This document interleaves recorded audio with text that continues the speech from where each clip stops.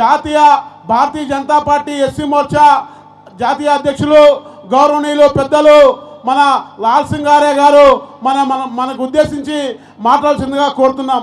భారత్ మాతా की भारत माता की जय भीम जय जय भीम।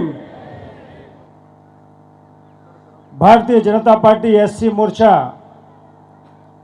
दलित आत्मीय सभा में मंच पर विराजमान, हिंदी चलेगी ना, union minister of social justice Shri Narayana Swamy ji, BJP state president बहन डी पुरेंद्र श्री, एससी मोर्चा state president D Devanand ji, मेरे मित्र BJP national secretary Satya Kumar ji, general secretary SC मोर्चा शंभुनाथ टुंडिया जी, मंच पर विराजमान सभी सम्मानित नेतागण, उपस्थित बहनों भाइयों सभी को नमस्कार। अभी सभी ने बहुत लंबा भाषण दिया है, इसलिए मैं ओनली 5 या 10 मिनट्स में अपना भाषण समाप्त करेंगे। अच्छा, मेरा एक क्वेश्चन है, इसका जवाब देंगे? వేదిక మీద ఉన్నటువంటి పెద్దలందరికీ నమస్కారాలు తెలియజేస్తూ, నా దగ్గర ఒక ప్రశ్న ఉంది, మిమ్మల్ని అడగమంటారా అని చెప్పని అడుగుతున్నాను. जवाब देंगे? జవాబు ఇస్తారా? हाथ उठा के बताइए, जवाब देंगे? చేతుల పైకి చెప్పండి, జవాబు ఇస్తారా? नंबर 1, जो हमारे लिए करता है हमें उसके लिए करना चाहिए कि नहीं करना चाहिए?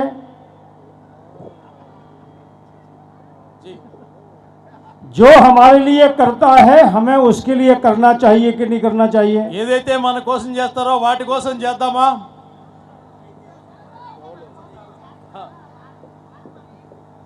ఎవరైతే మన కోసం చేస్తారో వాళ్ళకి ఏమి ఇద్దామా? మేలు చేస్తామా?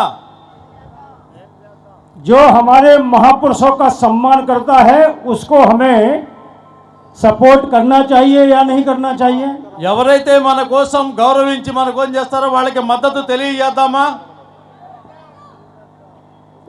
जो हमारे लिए हेल्थ का, खाने का, रहने का इंतजाम करता हो उसको सपोर्ट करना चाहिए कि नहीं करना चाहिए? ఎవరైతే మన ఆరోగ్యం కోసం, తినడాల కోసం మద్దతు చేస్తారో వాళ్ళకి సపోర్ట్ చేద్దామా? जो बाबा साहब भीमराव अंबेडकर को सम्मान करते हो ऐसी पार्टी के साथ खड़ा होना चाहिए कि नहीं खड़ा होना चाहिए? ఎవరైతే బాబాసాహెబ్ అంబేద్కర్ గారిని గౌరవించుకుంటామో వాళ్ళకి మద్దతు తెలియజేద్దామా? और जो बाबा साहब अंबेडकर का अपमान करता हो ऐसी पार्टी को हमको नीचे पटकना चाहिए कि नहीं पटकना चाहिए? ఎవరైతే బాబాసాహెబ్ అంబేద్కర్ గారిని అవమానిస్తారో ఆ పార్టీని కిందగా పెట్టేటువంటి పని చేద్దామా? और इसलिए बहनों भाइयों, देश को आजाद हुए 75 साल हो गए। 1947 में देश आजाद हुआ था। భారతదేశానికి స్వాతంత్రం వచ్చి 70 ఏళ్ళు అయింది. 1947లో ఈ దేశానికి స్వాతంత్రం వచ్చింది. तब से लेकर कांग्रेस की नेशनल गवर्नमेंट 57 ईयर थी, 57 ईयर। అప్పటి నుంచి దేశాన్ని కాంగ్రెస్ పార్టీ 57 ఏళ్ళు పరిపాలించింది. पूरा आंध्र प्रदेश, तेलंगाना, तमिलनाडु, केरल कांग्रेस गवर्नमेंट या अपोजिशन गवर्नमेंट रहा, बीजेपी गवर्नमेंट नहीं था। మొత్తం ఆంధ్రప్రదేశ్, కేరళ, తమిళనాడు రాష్ట్రాలు మొత్తం కూడా కాంగ్రెస్ పార్టీ పరిపాలించింది. ఎక్కడ కూడా భారతీయ జనతా పార్టీ లేదు. फिर गरीबों का भला होना चाहिए था कि नहीं होना चाहिए था? అప్పుడు పేదవాళ్ళు బలవంతులు అవ్వాల్సినటువంటి, ఎదగాల్సినటువంటి అవసరం ఉందా లేదా? लेकिन कांग्रेस ने 57 ईयर में కానీ కాంగ్రెస్ गरीबों का, दलितों का भला नहीं किया। పేదలని, దళితుల్ని ఎప్పుడు కూడా బలవంతులుగా చేయలేదు, ఆర్థికంగా బలవంతుల్ని చేయనటువంటి పరిస్థితి. अभी ए नारायण स्वामी बोल रहे थे, ఇప్పుడు నారాయణ స్వామి గారు చెప్పారు, संविधान खत्म कर देगी बीजेपी, రాజ్యాంగాన్ని आरक्षण खत्म कर देगी बीजेपी। मैं एक क्वेश्चन कर रहा हूं, जम्मू कश्मीर में संविधान किसने खत्म किया ये मैं बताना चाहता हूं। जम्मू कश्मीर में आर्टिकल 317 लगाकर संविधान को खत्म करने का काम पंडित जवाहरलाल नेहरू कांग्रेस ने किया था। దేశంలో రాజ్యాంగాన్ని నాశనం చేసినటువంటి వాళ్ళు, జమ్మూ కాశ్మీర్లో రాజ్యాంగాన్ని నాశనం చేసినటువంటి వాళ్ళు 370 అధికరణ పెట్టి అక్కడ ఉన్నటువంటి రాజ్యాంగాన్ని కాలరాసిన వాళ్ళు కాంగ్రెస్ పార్టీ। लेकिन नरेंद्र मोदी ने आर्टिकल 317 खत्म करके हिंदुस्तान के संविधान का सम्मान किया है, अंबेडकर का सम्मान किया है। కానీ నరేంద్ర మోడీ గారు అక్కడ ఉన్నటువంటి 370 అధికరణాన్ని మొత్తాన్ని రద్దు చేసి దేశంలో రాజ్యాంగాన్ని కాపాడారు, అంబేద్కర్ గారి యొక్క రాజ్యాంగానికి రక్షణగా నిలిచారు। हमको जो एससी का रिजर्वेशन मिलता है आर्टिकल 317 के कारण हमको जम्मू कश्मीर में सर्विस में आरक्षण नहीं मिलता था। नरेंद्र मोदी ने आर्टिकल 317 खत्म किया, हमको नौकरियों में रिजर्वेशन मिलना चालू हो गया। మనకి 370 అధికరణ ఉన్న రోజుల్లో ఎవరికి అవకాశాలు ఉండేటువంటి పరిస్థితి లేదు।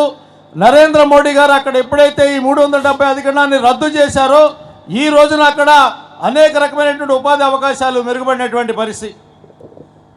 कोरोना से लेकर अभी तक लगभग 7 साल से 5 साल से नरेंद्र मोदी की सरकार हम गरीबों को फ्री राशन दे रही है, तो हमको नरेंद्र मोदी के साथ खड़ा होना चाहिए कि नहीं खड़ा होना चाहिए। కరోనా నుంచి ఇప్పటి వరకు 5 ఏళ్ల నుంచి గరీబ్ కళ్యాణ్ యోజన కింద రేషన్ బియ్యం ఇస్తున్నటువంటి నరేంద్ర మోడీ గారికి మనం మద్దతు ఇవ్వాలా వద్దా అని చెప్పని అడుగుతా ఉన్నాను। हमारा पेट नरेंद्र मोदी पाल रहे हैं, మన యొక్క लेकिन यहाँ की जगनमोहन रेड्डी की सरकार हमारे अधिकार छीन रही है। तो नरेंद्र मोदी दलित विरोधी, ये रेड्डी दलित विरोधी, जगनमोहन रेड्डी दलित विरोधी हुए कि नहीं हुए। మన యొక్క ఆకలిని చూస్తున్నటువంటి నరేంద్ర మోడీ గారు ఒక పక్కన ఉంటే మన పట్టుకొట్టేటువంటి జగన్మోహన్ రెడ్డి గారు ఒక పక్కన ఉన్నారు। ఎవరు ఇందులో దళితులు ద్రోహులు అని చెప్పని తెలుసుకోవాల్సినటువంటి అవసరం ఎంతైనా ఉంది। कांग्रेस पार्टी ने 1952 वन फर्स्ट इलेक्शन लोकसभा और 1954 बाई इलेक्शन लोकसभा भंडारा, दोनों चुनाव में बाबा साहब अंबेडकर को चुनाव हराने का पाप किया। ऐसी कांग्रेस को कभी हमें माफ करना चाहिए क्या। కాంగ్రెస్ పార్టీ 1952లో ఎన్నికల్లో కానీ 1954 ఉప ఎన్నికల్లో కానీ బాబాసాహెబ్ అంబేద్కర్ గారిని ఓడించినటువంటి పార్టీ అని చెప్పి తెలియజేస్తా ఉన్నాను। दूसरा, बाबा साहब अंबेडकर को मरने के 43 ईयर्स तक भारत रत्न का सम्मान कांग्रेस की गवर्नमेंट में नहीं मिला। अटल जी अडवाणी के कारण बाबा साहब अंबेडकर को भारत रत्न का सम्मान मिला। जो अटल जी अडवाणी भारत रत्न का सम्मान दिला सकते हैं, तो कांग्रेस गवर्नमेंट 57 ईयर में अंबेडकर को भारत रत्न का सम्मान दे सकती थी, लेकिन नहीं दिया। ये पाप कांग्रेस ने किया। బాబాసాహెబ్ అంబేద్కర్ గారు చనిపోయి 43 సంవత్సరాలు అయినప్పుడు అప్పటి వరకు పట్టించుకున్నటువంటి పరిస్థితి, బాబాసాహెబ్ అంబేద్కర్ గారిని గౌరవించడం చేసినటువంటి లేని పరిస్థితి లేనిది కాంగ్రెస్ పార్టీ। అటల్ బిహారీ వాజ్పేయి గారు, లాల్ కృష్ణ అద్వానీ గారు ఇచ్చినటువంటి గౌరవానికి మనం భారత రత్న ఇచ్చి గౌరవించుకున్నటువంటి పరిస్థితి। కానీ కాంగ్రెస్ పార్టీ ఆయన ఎప్పుడు కూడా ఆయన పట్టించుకున్నటువంటి పరిస్థితి లేదని చెప్పి తెలియజేస్తా ఉన్నాను। अंबेडकर जी के नाम से एक भी नेशनल मेमोरियल पूरे हिंदुस्तान में नहीं था। అంబేద్కర్ గారి పేరుతో జాతీయ స్థాయిలో ఒక్క యొక్క మెమోరియల్కు ఇన్స్టిట్యూషన్ కూడా ఏర్పాటు చేయనటువంటి పరిస్థితి। लेकिन 5 नेशनल मेमोरियल डॉक्टर अंबेडकर के नाम से कोई बनाता है तो नरेंद्र मोदी और भारतीय जनता पार्टी की स्टेट गवर्नमेंट बनाती है। కానీ గౌరవనీయులు బాబాసాహెబ్ అంబేద్కర్ గారి పేరు మీద 5 మెమోరియల్ స్థానాలు ఏర్పాటు చేసినటువంటి నరేంద్ర మోడీ గారు నాయకత్వం ఒక పక్క నుండి వారి గురించి చేయడం జరిగింది। First memorial 26 Alipur road Delhi, जहां बाबा साहब अंबेडकर ने संविधान लिखा था। First memorial 26 Alipur road Delhi. వారు మొట్టమొదటిసారిగా రాజ్యాంగం రాసినటువంటి దాన్ని ఫస్ట్ మెమోరియల్గా తీసుకున్నటువంటి పరిస్థితి।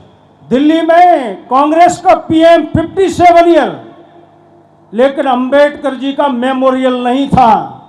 नरेंद्र मोदी ने 100 करोड़ का doctor Ambedkar national memorial Delhi में बनाकर तैयार कर दिया। सेकेंड मेमोरियल मध्य प्रदेश, जहां उनका जन्म हुआ था, मऊ इंदौर में शिवराज सिंह चौहान ने डॉक्टर अंबेडकर मेमोरियल बना दिया। రెండవది మధ్యప్రదేశ్లో ఆయన పుట్టినటువంటి జన్మస్థానం ఏదైతే ఉందో ఆ జన్మస్థానాన్ని ఒక మెమోరియల్, ఒక ప్రాధాన్యత ప్రదేశంగా శివరాజ్ సింగ్ చౌహాన్ గారు చేసినటువంటి ఒక క్రమం తెలియజేస్తా ఉన్నాను। Third national memorial Nagpur Maharashtra Deeksha Bhoomi. Fourth national memorial Chaitya Bhoomi Mumbai. और फिफ्थ नेशनल मेमोरियल शिक्षा भूमि लंदन। इसको नरेंद्र मोदी ने खरीदकर अंबेडकर जी के 5 नेशनल मेमोरियल बनाया। कांग्रेस ने एक भी नेशनल मेमोरियल नहीं बनाया। మూడవది నేషనల్ అదేవిధంగా ముంబైలో ఉన్నటువంటి ప్రదేశాన్ని, ఐదవది లండన్లో ఉన్నటువంటి ప్రదేశాన్ని కూడా ఈ 5 మెమోరియల్ని నరేంద్ర మోడీ గారు అంబేద్కర్ గారి యొక్క ప్రాధాన్యత ప్రదేశాలుగా, పవిత్ర ప్రాంతాలుగా గుర్తించడం జరిగింది। कांग्रेस ने नेहरू के नाम से, इंदिरा के नाम से, राजीव के नाम से तमाम हिस्टोरिकल बिल्डिंग्स के नाम रखे, हवाई अड्डों के नाम रखे, विश्वविद्यालय के नाम रखे, लेकिन अंबेडकर जी के नाम से एक भी बड़ी बिल्डिंग का नाम नहीं लिखा। नरेंद्र मोदी ने 15 जनपद, 15 जनपद रोड दिल्ली, 192 करोड़ का doctor Ambedkar national research centre बनाकर तैयार कर दिया। కాంగ్రెస్ పార్టీలో ఇందిర పేరు మీద, రాజీవ్ పేరు మీద అనేకమైనటువంటి పథకాలు, పెద్ద పెద్ద భవంతులకు పేర్లు పెట్టినటువంటి పరిస్థితి। కానీ ఏనాడు కూడా బాబాసాహెబ్ అంబేద్కర్ గారి పేరు దేనికి కూడా గుర్తింపుగా పెట్టినటువంటి స్థితి।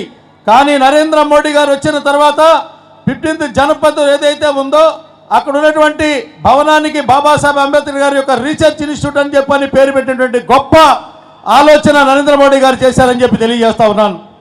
बोलिए, बाबा साहब भीमराव अंबेडकर का अपमान करने वाली कांग्रेस को लोकसभा में हराने का काम करेंगे कि नहीं करेंगे? బాబాసాహెబ్ వారిని మనం, కాంగ్రెస్ వారిని మనం ఏం చేయాలని చెప్పని అడుగుతా ఉన్నాను। बाबा साहब अंबेडकर का सम्मान करने वाले नरेंद्र मोदी को फिर से प्रधानमंत्री बनाएंगे कि नहीं बनाएंगे?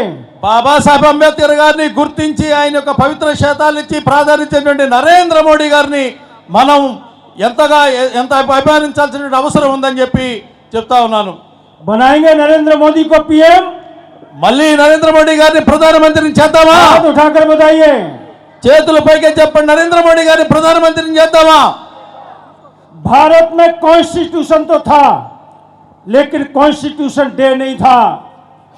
2015 में नरेंद्र मोदी ने मुंबई में घोषणा की कि अब देश में कॉन्स्टिट्यूशन डे भी मनाया जाएगा। 2015 से कॉन्स्टिट्यूशन डे मनाने का काम अगर किसी ने किया है तो हमारे प्रधानमंत्री नरेंद्र मोदी ने किया है।